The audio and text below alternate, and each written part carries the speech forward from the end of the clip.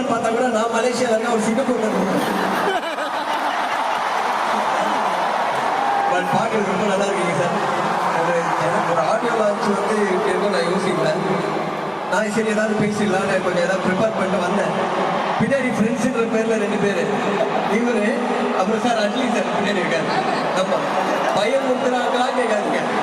நான் வந்தவொடனே பேச வச்சா கன்ஃபார்மாக மைக்கை கீழே போட்டிருப்பேன். எனக்கு பாதி பேர் தான் தெரியுது, அதுவே எவ்வளோ தூரம் இருக்குன்னு தெரியுது. ஸோ இவ்வளோ பெரிய இடத்துல இந்த படத்தோட ஆடியோ லான்ச் நடக்குது. படம் வந்து ரொம்ப நல்லா வந்திருக்கும். ஆஃப்கோர்ஸ் எல்லாருமா நானும் வெயிட்டிங்.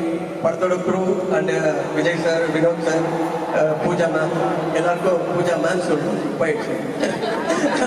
ஸோ அண்ணி எல்லாருக்குமே ரொம்ப என்னோட பெஸ்ட் விஷயம் நல்லா இருக்கும். இதோட மெயின் விஷயம் என்னன்னா, இவ்வளோ தூரம் எதுக்கு நம்ம வந்திருப்போம் அப்படின்னா, அது அஃப்கோர்ஸ் வந்து சாருக்காக தான். பார்க்கலான்னு பார்த்தா கூட நான் மலேசியாவில் இருக்கேன், ஒரு சிங்கப்பூர்ல இருக்கேன்.